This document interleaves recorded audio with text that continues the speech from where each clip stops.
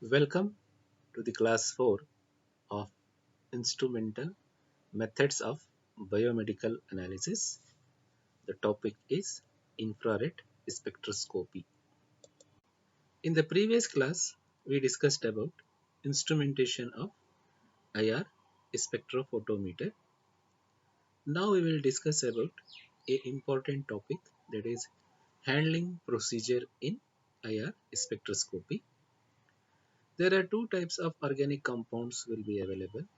That is, either it may be a liquid or it may be a solid. The liquid organic compounds are placed in the form of a drop in between the polished salt plates. The salt used here is sodium chloride or potassium bromide. A drop of sample is placed in between these two plates and squeezed gently to get a thin layer between the two plates, and a spectrum is determined by this method is called neat spectrum, since there is no solvent will be used here. The main disadvantage of this method is salt may breaks easily and water soluble compounds also will be absorbed by the salt. The organic compounds analyzed by this technique must be free from water. Next is sampling of solid. The method is called KBR pellet method. There are at least three common methods for preparing the solid sample for IR spectroscopy. In that, the first method itself, KBR pellet method. Here, the solid samples will be mixed with potassium bromide, and the mixture of these two is pressed under high pressure. Under high pressure, the potassium bromide melt and seals the compound into a matrix. The resultant matrix is called KBR pellets. A pellets will be formed that can be inserted into the holder of the IR spectrophotometer. The main disadvantage of this method is sodium bromide absorb water, which may interfere with the spectrum that is obtained. The good pellet is prepared, it should be free from the water or moisture. And this is the procedure for KBR pellet technique, which is also called as potassium bromide disc technique. Here, the pellet is in the size of 1.3 centimeter. For this, we have to take 100 mg of potassium bromide, that is spectroscopic grade, and transfer into a clean pestle and mortar and grind it thoroughly with 0.05 to 0.5 mg of sample. Now carefully place the sample mixture into a pressing chamber of the mold in such a manner that it held between the polished surface of the bottom and top pressing dies. Attach the chamber to the vacuum line and switch on the vacuum pump, initially applying the slight negative pressure so that to compact the powder, and then gradually increasing that not less than 15 mmHg for 30 seconds. Finally enhance the pressing force up to 1 lakh pound inch square for a period of 1 to 2 meters, and carefully release the pressure to dismantle the dies. Now remove the windows from the mold and keep in the position on the sample holder.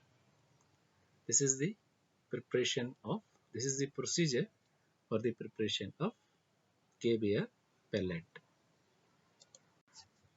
The second method for solid sampling is Nujal Mull. In this, a mineral oil, usually purified paraffin, commonly used as a Nujal, or other mineral oils will be used. It is mixed or grinded with the compound sample to form a suspension. The sample will be dispersed in the mineral oil or in the Nujal to form a thick suspension, which is placed in between the salt plates. That is, In the liquid sampling, we have discussed that sodium bromide or sodium chloride will be used as a salt plate.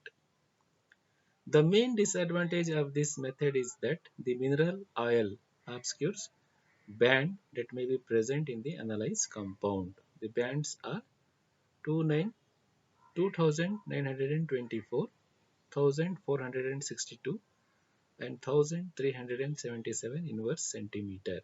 Means it will interfere with the functional group.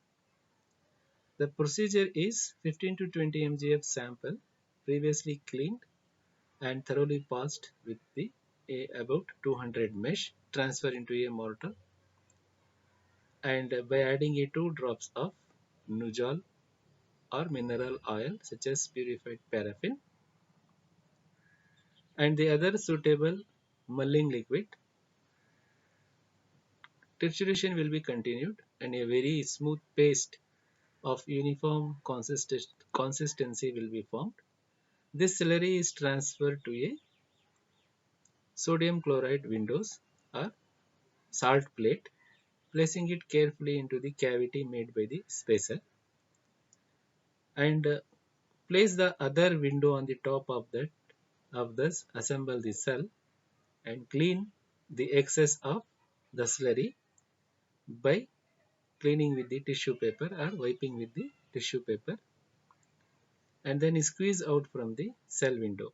Finally, introduce the cell into the respective cell compartment of the spectrophotometer. The third method for sampling of solid is the sample will be dissolved in the organic compounds in a solvent such as carbon tetrachloride.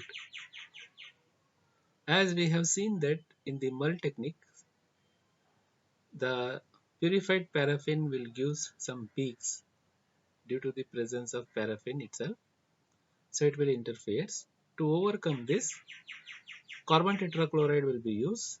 It gives only one Cl stretching at 785 inverse centimeters, which can be eliminated, and rest will be the same procedure will be applied. So now the table shows the group frequencies of organic compounds or functional group. This is CH stretching of alkanes, CH stretching of alkenes.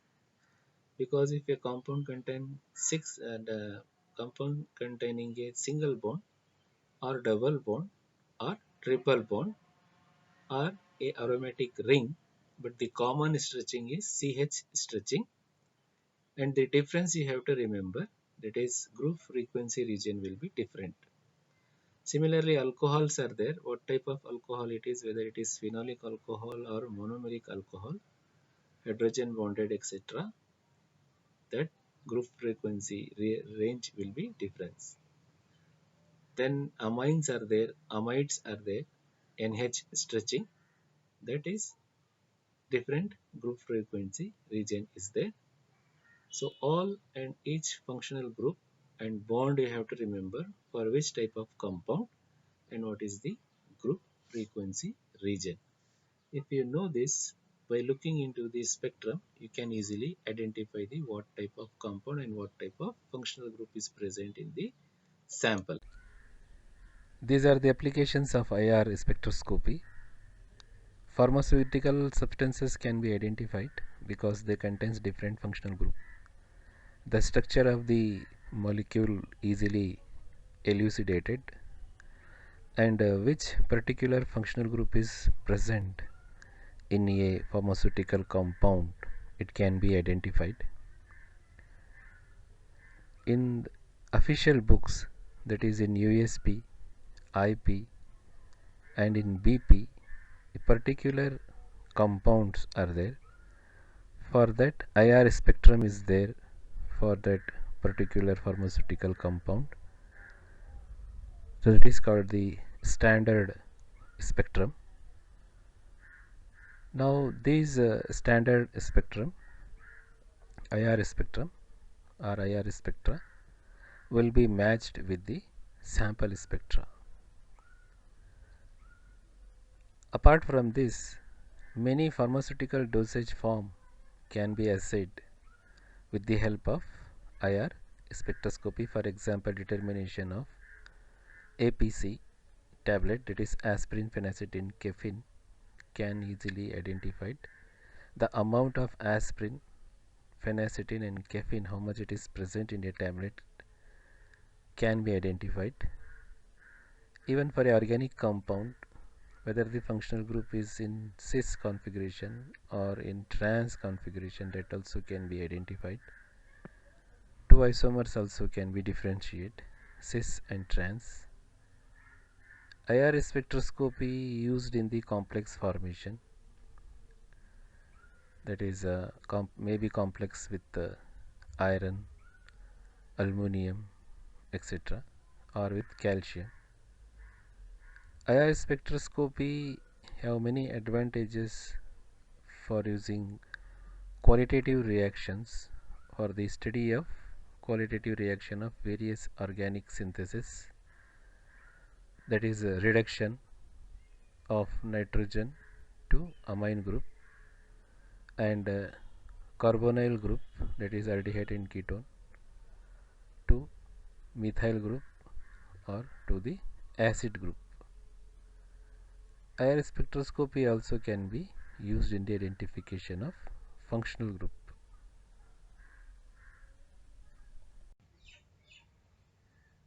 Understanding. What is IR spectroscopy? Different IR regions. And basic principle of IR spectroscopy. Single and double beam IR spectrometer. Instrumentation. This will be asked for 10 marks. Must known.